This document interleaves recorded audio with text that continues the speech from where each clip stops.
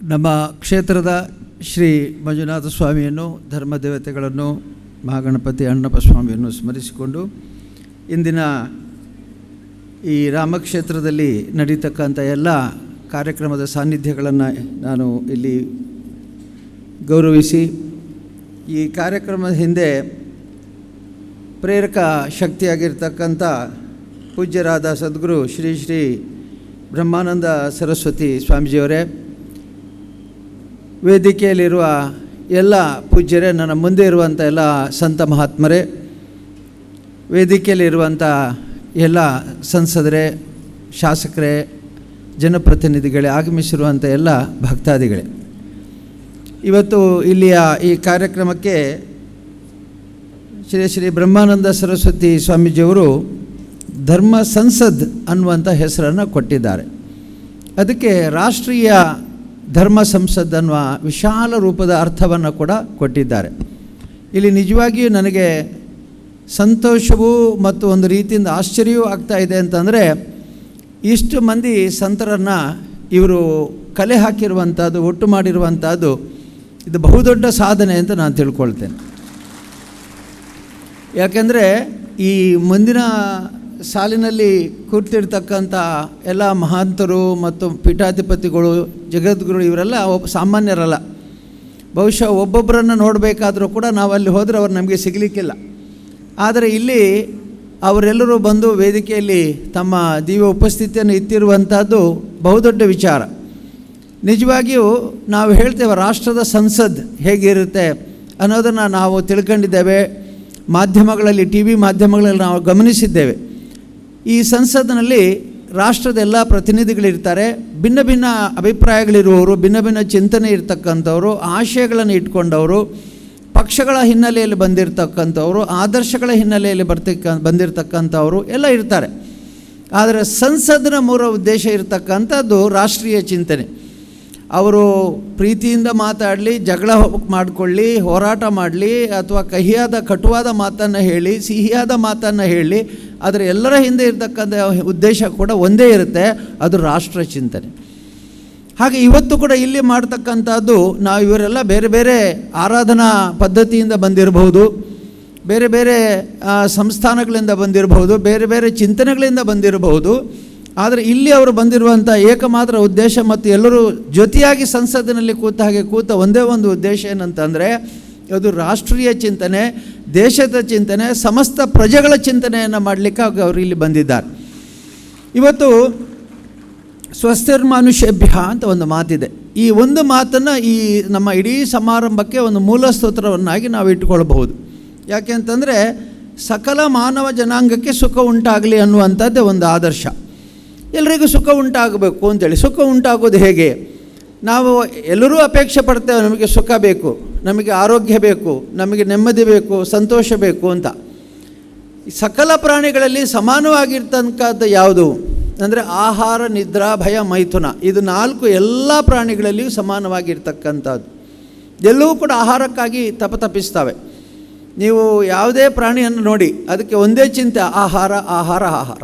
ಆಹಾರ ಇಲ್ಲದಿದ್ದರೆ ಅದರಲ್ಲಿ ದೇಹದಲ್ಲಿ ಶಕ್ತಿ ಇರೋದಿಲ್ಲ, ಆ ದೇಹದೊಳಗೆ ಆತ್ಮನೂ ಇರೋದಿಲ್ಲ, ಮತ್ತು ಯಾವ ಕಾರ್ಯವನ್ನು ಕರ್ಮವನ್ನು ಮಾಡಲಿಕ್ಕೆ ಅವರಿಂದ ಆಗೋದಿಲ್ಲ.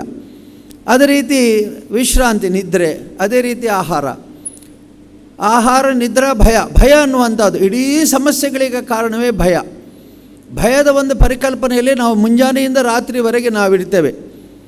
ಯಾರೂ ಪಾಠ ಹೇಳಿಕೊಡದೆ ಪ್ರಾಣಿಗಳಿಗೆ ತನ್ನ ಮಿತ್ರ ಯಾರು, ನನ್ನ ಶತ್ರು ಯಾರು, ನನಗಿಂತ ಶಕ್ತಿವಂತ ಯಾರು, ನನಗಿಂತ ದುರ್ಬಲ ಯಾರು, ನಾನು ಯಾರ ಮೇಲೆ ಸವಾರಿ ಮಾಡಬಲ್ಲ, ನನ್ನ ಮೇಲೆ ಯಾರು ಸವಾರಿ ಮಾಡಿ, ಎಲ್ಲವೂ ಕೂಡ ಗೊತ್ತಿರುತ್ತೆ. ಯಾಕೆ ಅಂತಂದರೆ ಆ ಭಯದ ಒಂದು ಕಲ್ಪನೆಯಿಂದಾಗಿ.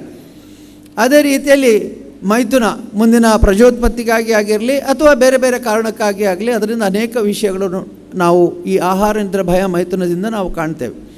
ಇವತ್ತು ಈ ಎಲ್ಲವನ್ನು ನಿಯಂತ್ರಣ ಮಾಡಲಿಕ್ಕೆ ಸಾಧ್ಯ ಇದ್ದರೆ ಮಾತ್ರ ಬದುಕು ಸುಗಮವಾಗಿ ಆಗುತ್ತೆ. ಸ್ವೇಚ್ಛೆಯಿಂದ ಇದ್ದರೆ, ಎಲ್ಲರೂ ಆಹಾರಕ್ಕಾಗಿ ಬೇಕಾದ ರೀತಿಯಲ್ಲಿ ವರ್ತಿಸಿದರೆ, ಸ್ವೇಚ್ಛೆಯಿಂದ ವರ್ತಿಸಿದರೆ, ಎಲ್ಲರೂ ಕೂಡ ವಿಶ್ರಾಂತಿಯನ್ನು ತೆಗೆದುಕೊಂಡ್ರೆ ಅಥವಾ ಸರಿಯಾದ ತಮ್ಮ ಆರೋಗ್ಯವನ್ನು ಇಟ್ಟುಕೊಳ್ಳದೇ ಇದ್ದರೆ, ಭಯದ ಕಲ್ಪನೆಯಲ್ಲೇ ಮುಳುಗಿದ್ರೆ ಯಾರೂ ನೆಮ್ಮದಿಯಿಂದ ಬದುಕಲಿಕ್ಕೆ ಸಾಧ್ಯವಿಲ್ಲ. ಹಾಗಾಗಿ ಈ ಧರ್ಮದ ಆಶ್ರಯದಲ್ಲಿ, ಧರ್ಮದ ಅಡಿಗೆ ತಳಹದಿಯಲ್ಲಿ ಯಾರು ಜೀವನ ಮಾಡ್ತಾರೆ ಅವರು ನೆಮ್ಮದಿಯ ಜೀವನವನ್ನು ಮಾಡಬಹುದು. ನಮ್ಮ ದೇಶಕ್ಕೊಂದು ಸಂವಿಧಾನ ಇದೆ, ಕಾನ್ಸ್ಟಿಟ್ಯೂಷನ್ ಇದೆ. ಆ ಕಾನ್ಸ್ಟಿಟ್ಯೂಷನ್ ಪ್ರಕಾರ ನಾವೆಲ್ಲ ನಡೀತೇವೆ. ನನ್ನ ಇಚ್ಛೆಗೆ ವಿರುದ್ಧವಾಗಿ, ನನ್ನ ಅಪೇಕ್ಷೆಗೆ ವಿರುದ್ಧವಾಗಿ, ನನ್ನ ವೈಯಕ್ತಿಕವಾದ ಧೋರಣೆಯನ್ನು ನಾನು ಸಾಧ್ಯವಾದಷ್ಟು ಇನ್ನೊಬ್ಬರ ಮೇಲೆ ಹೇರಿದರೂ ಕೂಡ ನಮ್ಮ ರಾಷ್ಟ್ರದ ಸಂವಿಧಾನಕ್ಕೆ ತಲೆಬಗ್ಗಿಸಿ ನಾನು ನಡೀತೇನೆ. ಆಗ ನಮ್ಮ ಸದಾನಂದ ಗೌಡರು ಹೇಳಿದರು, ಮತ್ತು ಇನ್ನು ಇವರು ಕೂಡ ಹೇಳಿದ್ದಾರೆ, ಪ್ರಸಾದರು ಹೇಳಿದರು, ಕಾಕಿ. ಯಾಕೆಂದರೆ ಕಾಕಿ ಇರ್ತಕ್ಕಂಥದ್ದು ಸಂವಿಧಾನದ ಆಶ್ರಯಗಳನ್ನು ರಕ್ಷಣೆ ಮಾಡಲಿಕ್ಕೆ. ಯಾರಾದರೂ ಸಂವಿಧಾನದ ಶಿಸ್ತನ್ನು ಮುರಿದ್ರೆ ಅವರು ಸಮಾನತೆಯನ್ನು ಮುರಿದ ಹಾಗೆ ಅವರಿಗೆ ಶಿಕ್ಷೆ ಸಿಗಬೇಕು. ಆ ಶಿಕ್ಷೆ ಯಾರ ಮೂಲಕ ಆಗಬೇಕು ಅಂತಂದರೆ ಈ ರಾಜ್ಯಾಂಗದ ಮೂಲಕ ಮತ್ತು ಈ ಕಾಕಿಯ ಮೂಲಕ ಆಗಬೇಕು. ಇನ್ನು ಅವರು ಹೇಳಿದರು ಖಾದಿ ಅಂತಂದರೆ ರಾಜ್ಯಾಂಗ. ಯಾರು ಆಡಳಿತವನ್ನು ಮಾಡ್ತಾರೆ ಅವರು ಈ ರಾಷ್ಟ್ರದ ನೇತೃತ್ವವನ್ನು ವಹಿಸಿಕೊಂಡಿದ್ದಾರೆ. ಇವತ್ತು ಈ ರಾಷ್ಟ್ರದ ಇಷ್ಟು ಪ್ರಗತಿಗೆ ಅವರು ಸಾಧಕರಾಗಿದ್ದಾರೆ. ಈ ದೇಶ ಇವತ್ತು ಯಾವ ಸ್ಥಿತಿಗೆ ಬಂದಿದ್ದು ಕಳೆದ 100 ವರ್ಷಗಳಲ್ಲಿ ಯಾರು ರಾಜ್ಯಾಂಗದಲ್ಲಿ ಸೇವೆ ಮಾಡಿದ್ದಾರೆ ಅವರಿಂದ ಆಗುತ್ತೆ. ಇನ್ನು ಯಾರು ಗುರುಗಳಿದ್ದಾರೆ ಇವರು ಕಾವ್ಯ ಅನ್ನೋ ಮಾತನ್ನು ಅವರು ಹೇಳಿದ್ರು. ಇವರೆಲ್ಲ ತ್ಯಾಗದ ಪ್ರತೀಕವಾಗಿ ಇಲ್ಲಿ ಕೂತಿದ್ದಾರೆ. ಇವರೆಲ್ಲ ತ್ಯಾಗದ ಪ್ರತೀಕ. ಈ ತ್ಯಾಗದ ಪ್ರತೀಕವಾಗಿರ್ತಕ್ಕಂಥವ್ರು ವೈಯಕ್ತಿಕವಾಗಿ ತಮಗೆ ಏನೂ ಬೇಡ, ನಾವು ಎಲ್ಲವನ್ನು ತ್ಯಜಿಸಿದ್ದೇವೆ, ತ್ಯಾಗ ಮಾಡಿದ್ದೇವೆ, ನಾವು ಎಲ್ಲವನ್ನು ಕೂಡ ಈ ನಮ್ಮ ಭಗವಂತನ ಪಾದಕ್ಕೆ ಬಿಟ್ಟು ನಮ್ಮ ಉದ್ದೇಶ ಇರತಕ್ಕಂಥದ್ದು ಮಾನವ ಜನಾಂಗದ ಕಲ್ಯಾಣ ಅನ್ನೋದಕ್ಕಾಗಿ ಅವರು ಈ ಕಾಷಾಯವನ್ನು ಬಟ್ಟಿದ್ದಾರೆ. ಹಾಗಾಗಿ ಅವರು ಈ ಕಾವಿಯನ್ನು ಧರಿಸಿರುವಂಥದ್ದು ತ್ಯಾಗದ ಪ್ರತೀಕವಾಗಿ ಮತ್ತು ಎಲ್ಲ ಮಾನವ ಕಲ್ಯಾಣಕ್ಕಾಗಿ ಅವರು ಇದನ್ನು ಮಾಡ್ತಾ ಇದ್ದಾರೆ. ಅದರಿಂದ ಇವತ್ತು ಅವ್ರು ಏನು ಮಾಡಬೇಕು, ನಮ್ಮ ಇಲ್ಲಿ ಅವರು ಕೆಲವರು ಹರಿದ್ವಾರದ ಮಹಾತ್ಮರ ಹೆಸರನ್ನು ಪರಿಚಯಿಸಿದರು. ನಿಮಗೆ ಟಿ ವಿಯಲ್ಲಿ ನೀವು ನೋಡಿದ್ದೀರಿ, ಎಲ್ಲರೂ ನೋಡಿದ್ದೀರಿ. ಇಂತಹ ಕಾರ್ಯಕ್ರಮಗಳಾದರೆ ಲಕ್ಷಾಂತರ ಜನ ಸೇರಿಬಿಡ್ತಾರೆ ಇವರ ಮಾತು ಕೇಳಲಿಕ್ಕೆ. ರಾಮಾಯಣ ನಮ್ಮ ದೇಶದಲ್ಲಿ ಹೊಸತಲ್ಲ, ಮಹಾಭಾರತ ನಮ್ಮ ದೇಶದಲ್ಲಿ ಕತೆ ಕೇಳಿದವರಿಲ್ಲ. ಆದರೂ ಈ ಮಹಾತ್ಮರು ಪ್ರವಚನ ಮಾಡೋದಾದರೆ ಲಕ್ಷಾಂತರ ಜನ ಸೇರ್ತಾರೆ. ಯಾಕೆ ಸೇರ್ತಾರೆ ಅಂತಂದರೆ ಕತೆ ನಮಗೆ ಗೊತ್ತಿದೆ, ಆದರೆ ಅದರ ಒಳಗಿರ್ತಕ್ಕಂಥ ಹೂರಣವನ್ನು, ಅದರ ಒಳಗಿರ್ತಕ್ಕಂಥ ಅಂತರ್ಯವನ್ನು, ಅದು ನಮ್ಮ ಜೀವನಕ್ಕೆ ಉಪಯುಕ್ತವಾಗುವಂಥ ನೇರವಾದ ವಿಷಯಗಳನ್ನು ಸೂಕ್ಷ್ಮವಾಗಿ ಎಳೆಯಾಗಿ ಬಿಡಿಸಿ ಹೇಳಬೇಕಲ್ಲ. ಅದಕ್ಕಾಗಿ ಈ ಮಹಾತ್ಮರಿಗೆ ಅವ್ರಿಗವರು ಕೊಡ್ತಾರೆ. ನಾವೆಲ್ಲ ಒಗ್ಗಟ್ಟಾಗಬೇಕು ಅಂತ ಹೇಳಿದರು. ನಮ್ಮ ಬ್ರಹ್ಮಾನಂದ ಸರಸ್ವತಿಯವರ ಉದ್ದೇಶ ಕೂಡ ಎಲ್ಲರೂ ಒಗ್ಗಟ್ಟಬೇಕು. ಯಾಕೆ ಅಂದರೆ ಒಂದೊಂದು ನೂಲಿದ್ದರೆ ನಾವು ಅದನ್ನು ತುಂಡು ಮಾಡಬಹುದು. ಆದರೆ 100 ನೂಲುಗಳು ಸೇರಿ ಒಂದು ಹಗ್ಗ ಆದರೆ ಅದನ್ನು ತುಂಡರಿಸಲಿಕ್ಕಾಗೋಲ್ಲ. ಕತ್ತರಿ ತಗೊಂಡು ಬಾ ಅಂತ ನಾವು ಹೇಳ್ತೇವೆ. ಹಾಗಾಗಿ ಇವತ್ತು ನಮ್ಮೆಲ್ಲರನ್ನ ಸಂಘಟನೆ ಆದರೆ ಅಪಾರವಾದ ಶಕ್ತಿ ನಮ್ಮಲ್ಲಿ ಉದ್ಭವ ಆಗುತ್ತೆ. ಆ ಶಕ್ತಿಯನ್ನು ನಾವು ಸಮಾಜದ ಕಲ್ಯಾಣಕ್ಕಾಗಿ, ರಾಷ್ಟ್ರದ ಕಲ್ಯಾಣಕ್ಕಾಗಿ, ಸಮಾಜದ ಏಳಿಗೆಗಾಗಿ, ಸಂಘಟನೆಗಾಗಿ ಉಪಯೋಗಿಸಬೇಕಾದಂಥ ಅನಿವಾರ್ಯತೆ ನಮ್ಮಲ್ಲಿದೆ. ಇವತ್ತು ಕಲಿಯುಗ ನಡೀತಾ ಇದೆ ಅಂತ ನಾವು ಹೇಳ್ತೇವೆ. ಕಲಿಯುಗದ ಬಗ್ಗೆ ಬಹಳ ವಿಶಾಲವಾದಂಥ ವ್ಯಾಖ್ಯಾನವನ್ನು ನಮ್ಮ ಧರ್ಮದಲ್ಲಿ ಮಾಡಿದ್ದಾರೆ. ನಾನು ಭಾಳ ಸಂಕ್ಷಿಪ್ತವಾಗಿ ನನ್ನ ಮಾತುಗಳನ್ನು ಮುಗಿಸ್ತೇನೆ. ನನ್ನ ಪಕ್ಕದಲ್ಲಿರೋರು ಗುರುಗಳು ಹೇಳ್ತಿದ್ರು ಎಲ್ರಿಗೂ ಸಮಯ ಕೊಟ್ಟರೆ ಒಳ್ಳೆಯದಿತ್ತು ಅಂತ. ಹಾಗಾಗಿ ನಾನೇ ದೀರ್ಘ ಮಾತ್ರ ಅವರು ಎದ್ದು ಹೋಗ್ಬೋದು. ಅವರು ಹೇಳ್ತಾರೆ, ಧರ್ಮದ ಪಾದಗಳು ದಿನದಿಂದ ದಿನಕ್ಕೆ ಈ ಕಲಿಯುಗದಲ್ಲಿ ಕ್ಷೀಣಿಸ್ತವೆ ಅಂತ ಹೇಳ್ತಾರೆ. ಕಾಲುಗಳು ಕ್ಷೀಣಿಸ್ತವೆ. ನೀವು ನೋಡಿದ್ದೀರಿ, ಎಲ್ಲಿ ಹೋದರೂ ಪತ್ರಿಕೆಯಲ್ಲಿ 1-2 ಪುಟ ಆದರೂ ಕೂಡ ಹಿಂಸೆ, ಅನಾಚಾರ, ಅದೇ ರೀತಿಯಲ್ಲಿ ಅನಾಧಾರ ಎಲ್ಲವೇನೋ ವಿಷಯದ ಬಗ್ಗೆ ಅದರಲ್ಲಿ ಮೀಸಲಾಗಿರುತ್ತದೆ. ಇವೆಲ್ಲ ಯಾಕೆ ಆಗ್ತಾ ಇದೆ ಅಂತಂದರೆ ಇದು ಕಲಿಯುಗದ ಧರ್ಮ. ಈ ಕಲಿಯುಗದ ಧರ್ಮದಲ್ಲಿ ನ್ಯಾಯ ವ್ಯವಸ್ಥೆಯ ಅಡಿಪಾಯವೇ ಕುಸಿಯುವಂಥ ಸಂದರ್ಭ ಇದೆ ಅಂತ ಶಾಸ್ತ್ರ ಹೇಳ್ತದೆ. ಆದರೆ ಇವತ್ತು ನಾವು ಅದನ್ನು ಕುಸಿಲಿಕ್ಕೆ ಬಿಡಬಾರ್ದು. ಧರ್ಮದ ನೆಲೆಯಿಂದ ಈ ಕಲಿಯುಗದಲ್ಲಿ ಆಗತಕ್ಕಂಥ ಅನೇಕ ಅನಾಚಾರ, ದುವಿಚಾರಗಳು ಮತ್ತು ಅನೇಕ ರೀತಿಯ ಆಗತಕ್ಕಂಥ ಸಮಸ್ಯೆಗಳನ್ನು ನಾವು ಪರಿಹರಿಸಿ ಎದ್ದು ನಿಲ್ಲುವಂಥ ಕಾರ್ಯವನ್ನು ಮಾಡಬೇಕು. ಹಾಗಂತ ಕಲಿಯುಗ ಪೂರ ಕೆಟ್ಟದ್ದೇ ಅಂದರೆ ನಾನು ಯಾವಾಗಲೂ ಹೇಳ್ತೇನೆ, ಕಲಿಯುಗ ಕೆಟ್ಟದ್ದಲ್ಲ. ಯಾಕೆ ಅಲ್ಲ ಅಂತಂದರೆ ಇವತ್ತು ಕೇವಲ 100 ವರ್ಷಕ್ಕೆ ಹಿಂದೆ ಈ ದೇಶದಲ್ಲಿ ಎಷ್ಟು ಜಾತೀಯತೆ ಇತ್ತು, ಎಷ್ಟು ಅಂತಸ್ತಿನ ವ್ಯತ್ಯಾಸಗಳಿತ್ತು, ಬಡತನ ಇತ್ತು, ಶ್ರೀಮಂತಿಕೆ ಇತ್ತು, ಜಾತೀಯತೆ ಇತ್ತು, ಯಾವ ರೀತಿಯ ಭೇದಗಳಿತ್ತು, ಮಹಿಳೆಯರಿಗೆ ಎಷ್ಟು ಶೋಷಣೆ ಇತ್ತು, ಮಹಿಳೆಯರಿಗೆ ಎಷ್ಟು ಅವಕಾಶದ ಕೊರತೆ ಇತ್ತು. ಆದರೆ ಈಗ ಅವರಿಗೆ ದೊರಕಿರುವಂಥ ಅವಕಾಶ ಖಂಡಿತವಾಗಿ ಕಳೆದ 5000 ವರ್ಷದಲ್ಲಿ ಅವರಿಗೆ ದೊರಕಲಿಲ್ಲ. 5000 ವರ್ಷದಲ್ಲಿ ಕಲಿಯುಗದಲ್ಲಿ ದೊರಕಿದಷ್ಟು ಸಮಾನತೆ ನಮ್ಮ ಹಿಂದೆ ಯಾವ ಕಾಲದಲ್ಲಿ ನಮಗೆ ದೊರಕಲಿಲ್ಲ. ಹಾಗಾಗಿ ಕಲಿಯುಗ ಕೆಟ್ಟದ್ದು ಅಂದರೆ ಕೆಲವು ವಿಷಯ, ಎಲ್ಲ ವಿಷಯದಲ್ಲಿ ಖಂಡಿತವಾಗಿ ಕೆಟ್ಟದ್ದಲ್ಲ.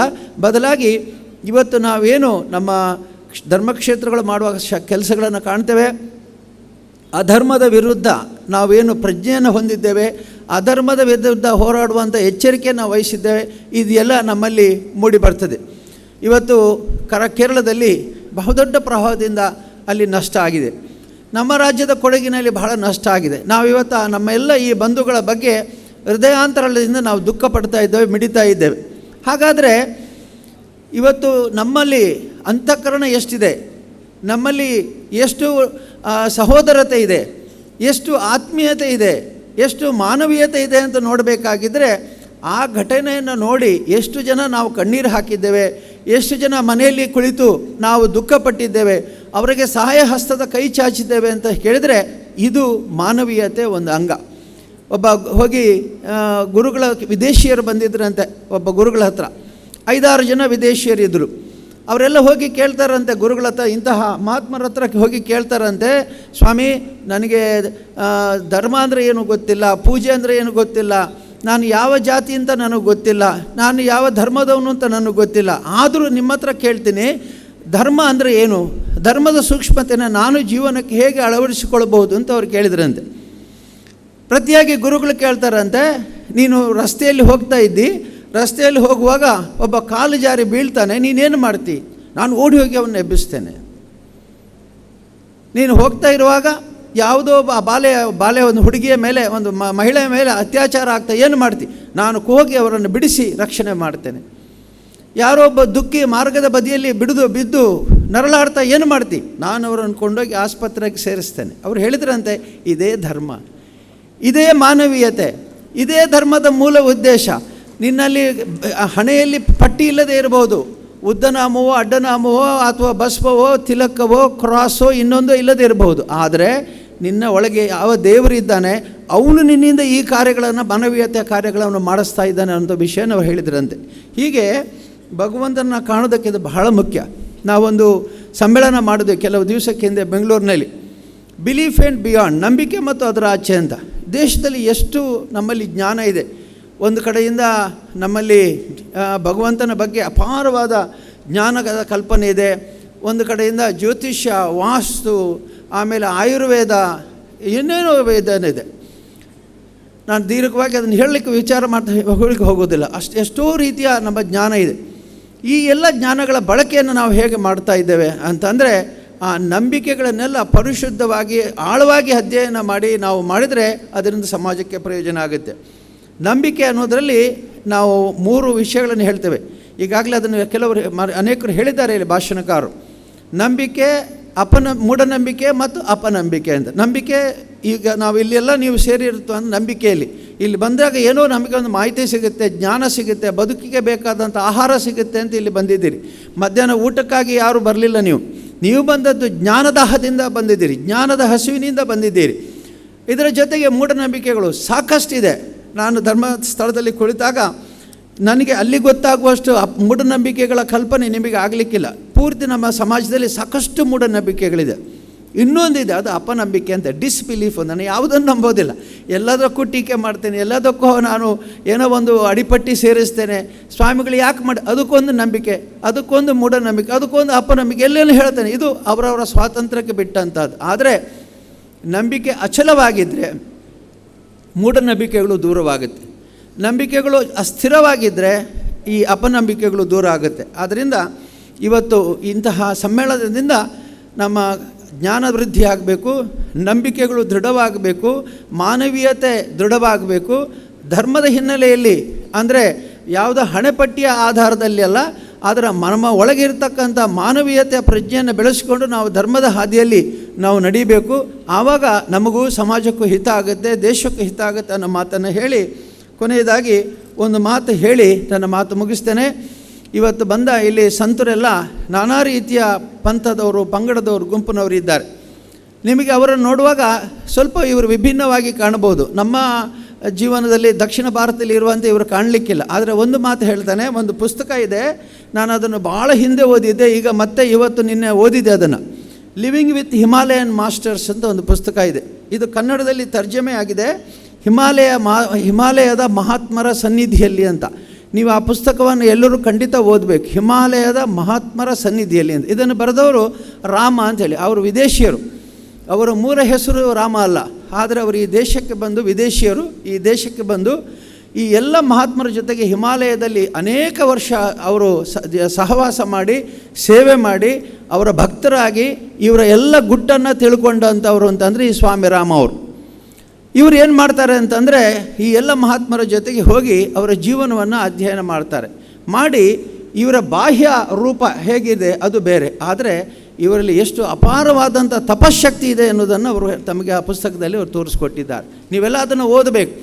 ಅದರಲ್ಲಿ ಹೇಳ್ತಾರೆ, ಇವರು ನೋಡುವಾಗ ಬಾಹ್ಯ ರೂಪದಲ್ಲಿ ಬೇರೆ ಇರಬಹುದು, ಅಂತರಂಗದಲ್ಲಿ ಬಹಳ ಶಕ್ತಿ ಇದೆ ಅವರಲ್ಲಿ ಅಂಥೇಳಿ.